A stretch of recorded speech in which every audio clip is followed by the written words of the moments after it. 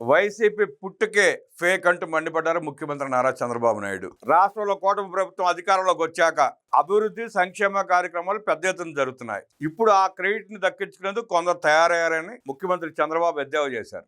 ఎన్టీఆర్ వర్ధంతి సందర్భంగా టీడీపీ కేంద్ర కార్యాలయంలో ఏర్పాటు చేసిన సభలో మాట్లాడుతూ గత కొంతకాలంగా క్రెడిట్ చోరీ అంటూ చేస్తున్న విష ప్రచారాలకి గట్టిగా సమాధానం చెప్పారు చంద్రబాబు. ఈ సందర్భంగా సీఎం చంద్రబాబు మాట్లాడుతూ రాజకీయాల్లో కొందరు కుట్రలు కుతంత్రాలు చేస్తూనే ఉంటారు. వాటిని ఎదుర్కోవడానికి దుష్ప్రచారాన్ని తిప్పికొట్టడానికి నేతలు కార్యకర్తలు సిద్ధంగా ఉండాలన్నారు. 18 నెలల్లో రకరకాల కుట్రలు పన్నారు.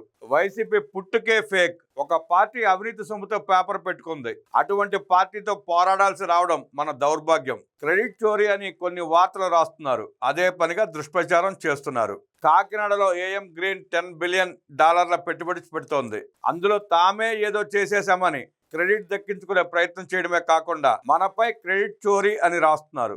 ఇదే కాకుండా చాలా విషయాల్లో ఇలాగే వ్యవహరిస్తున్నారు. కియాతో సంబంధం లేకున్నా ఆ పరిశ్రమను కూడా తామే తెచ్చామని గతంలో చెప్పుకున్నారు. ఇప్పుడు మళ్ళీ అలాంటి భాగోతమే మొదలుపెట్టారు. భోగాపురం విమానాశ్రయానికి 2500 ఎకరాల భూసేకరణ మనమే చేశాం. ఎప్పుడో అయిపోవాల్సిన ప్రాజెక్టును 5 ఏళ్ల పాటు మౌనన పడేశారు. జగన్మోహన్ రెడ్డి అధికారం చేపట్టిన తర్వాత భోగాపురం ఎయిర్పోర్ట్ను పక్కన పడేసి కేంద్రం పిలిచి మొట్టికాయలు మొడితే చాచి గోబ మీద కొడితే అప్పుడు మళ్ళీ టెంకాయ కొట్టి హడావుడి చేసి మొదలుపెట్టాడు. 2019 ముందు తానే కొంతమంది రైతుల చేత కేసులు వేపించి ఆ ప్రాజెక్టు ముందుకు వెళ్లకుండా అడ్డం పడి తర్వాత కేంద్రం మొట్టికాయలు మొట్టిన తర్వాత ఆ కేసులన్నీ విత్డ్రా చేసుకుని మళ్ళీ హడావుడి చేశాడు. 5 ఏళ్ల కనీసం కాంపౌండ్ వాల్ కూడా కట్టలేని దౌర్భాగ్య పాలన చేసిన జగన్ రెడ్డి ఇవాళ భోగాపురం నాదే అంటూ క్రెడిట్ చోరీ చేస్తూ విషపుత్రిక సాక్షిలో వ్యాసాలు రాపించుకుంటూ సునకానందం పొందుతున్నాడు. మొదటిసారి సివిల్ ఏవియేషన్ యూనివర్సిటీ ఏర్పాటు చేస్తున్నాం. దీన్ని కూడా తమ ఘనతగా చెప్పుకుంటున్నారు. మనం చేసిన పనులకు వాళ్ళు క్రెడిట్ చోరీ చేస్తూ తిరిగి మనపైనే క్రెడిట్ చోరీ అని దుష్ప్రచారం చేస్తున్నారు. క్రెడిట్ చోరీ అని వాళ్ళు గింజుకున్న Cyberabad, Kia, Google, Bhogapuram, green energy, Handrineeva, Telugu Ganga వంటి అన్ని తెలుగుదేశం పార్టీలో తెచ్చినవే.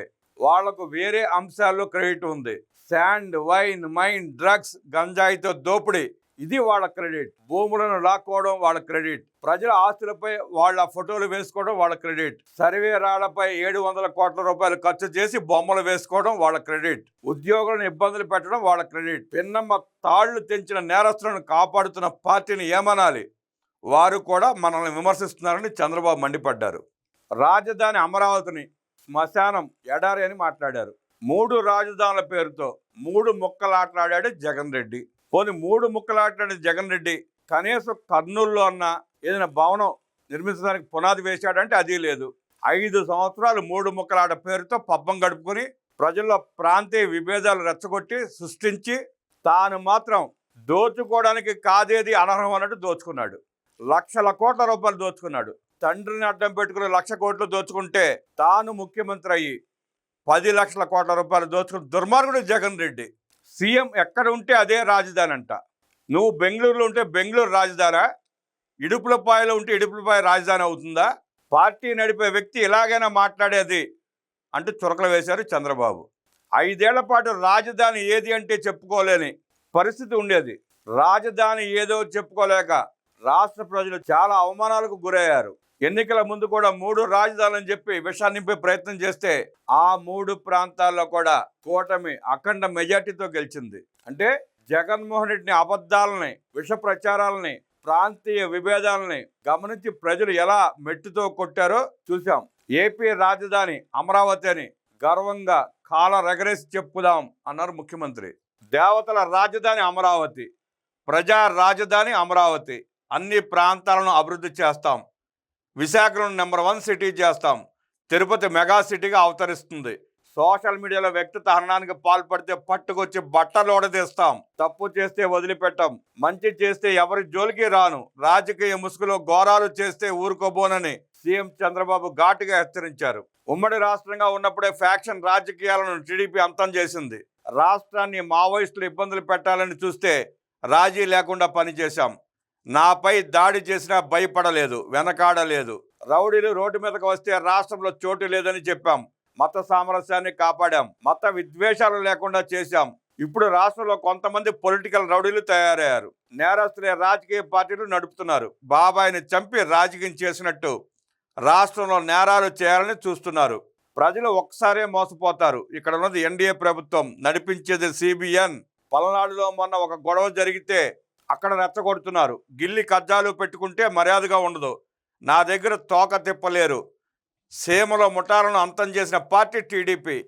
పల్నాడులో కూడా పూర్తి ప్రక్షాళన చేసి హింస లేని శాంతియుత ప్రాంతంగా మార్చుతాం.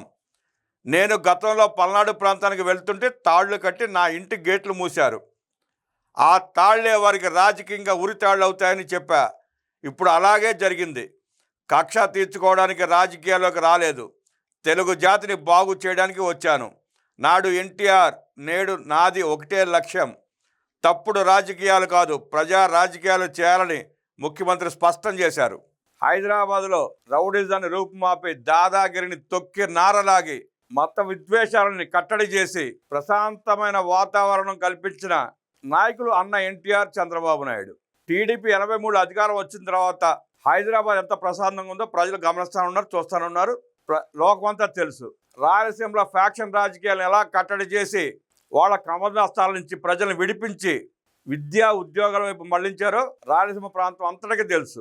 ఫ్యాక్షనిజాన్ని రూపుమాపి, దాదాగిరిని రౌడిజాన్ని రూపుమాపి, మత విద్వేషాలను అదుపు చేసి ప్రశాంతమైన వాతావరణాన్ని సృష్టించిన చంద్రబాబు నాయుడు గారికి, రాష్ట్రంలో నక్సలిజాన్ని రూపుమాపిన చంద్రబాబు నాయుడు గారికి, చిట్టెలుగు లాంటి జగన్ రెడ్డి అరాచకాన్ని తొక్కి నారతీయడం ఆపడం కష్టము కాదు, సమస్య కాదు.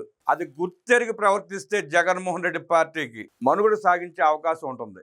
కుళ్ళు రాజకీయాలు, హత్య రాజకీయాలు, కొత్తతర రాజకీయాలు చేస్తూ కుల ప్రాంత మత విద్వేషాలు రెచ్చగొట్టే ప్రయత్నం చేస్తే జగన్ రెడ్డి రాజకీయ భవిష్యత్తుగా మంచిది కాదని చెప్పి గుర్తెరిగితే నీకు, నీ పార్టీకి, నీ పార్టీలో మిగిలిన ఆ కొద్ది మంది నాయకులు కూడా మంచిదని చెప్తూ మనిషిలా ప్రవర్తించాలని ప్రజలకు కోరుకుంటున్నారు.